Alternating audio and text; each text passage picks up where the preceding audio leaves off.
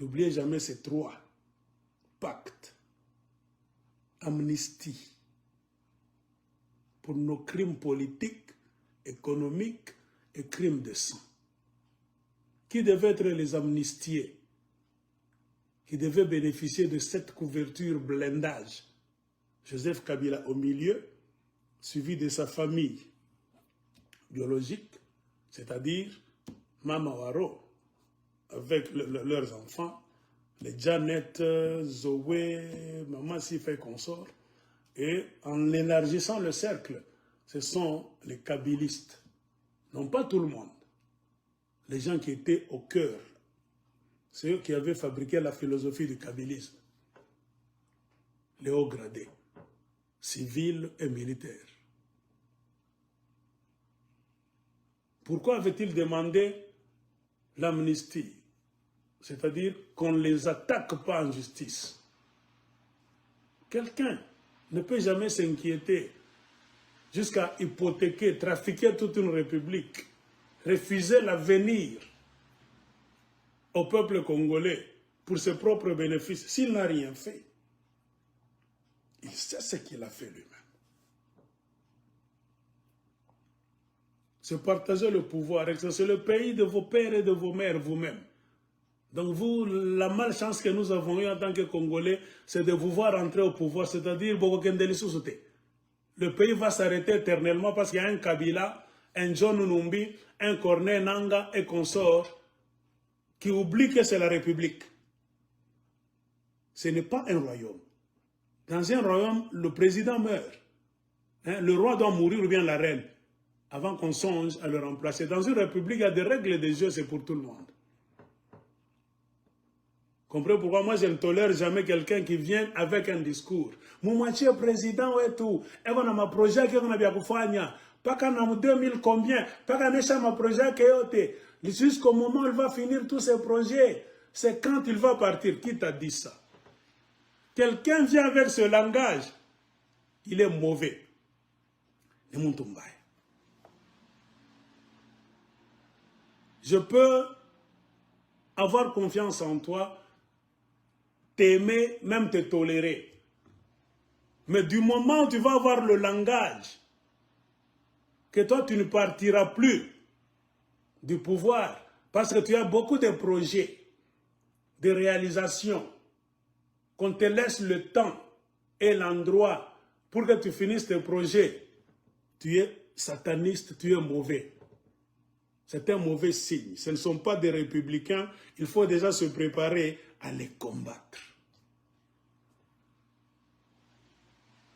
Car les projets d'un pays ne finissent pas.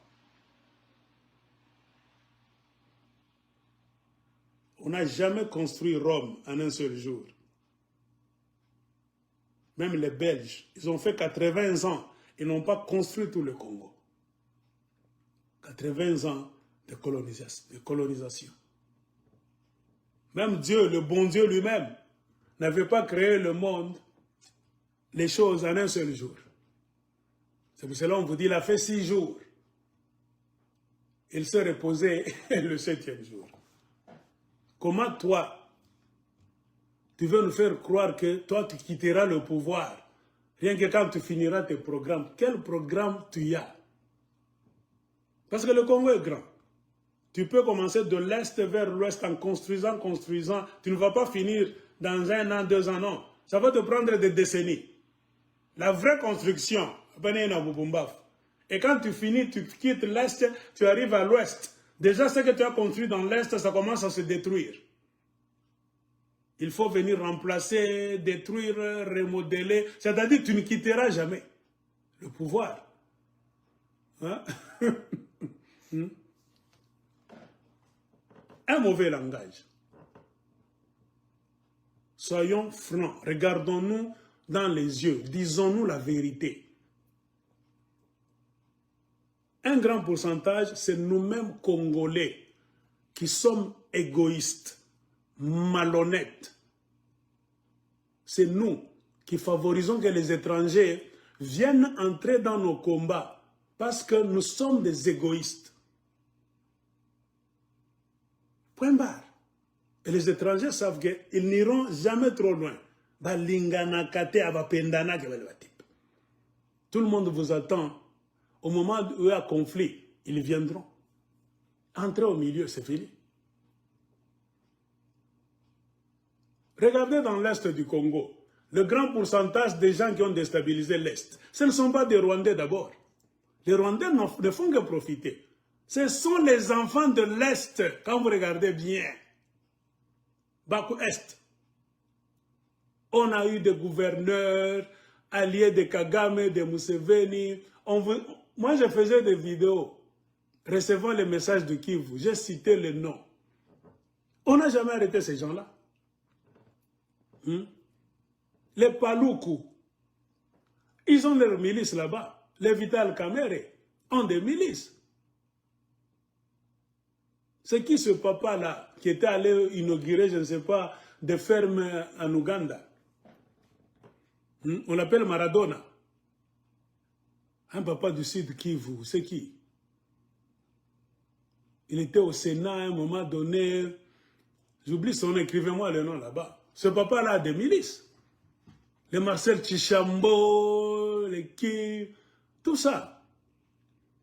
Ils ont leurs affaires. Leurs conteneurs s'en vont. L'or, le coltan aussi, ça traverse pour aller au Rwanda, même en Ouganda. On va vendre là-bas. On leur amène l'argent. Les conteneurs reviennent avec des armes. C'est pour cela que vous avez des codes d'écho, des milices là-bas multiples. Les Rwandais font quelque chose. Les Congolais aussi. Et les originaires même de l'Est, ils sont dans ce jeu. Ils sont devenus millionnaires.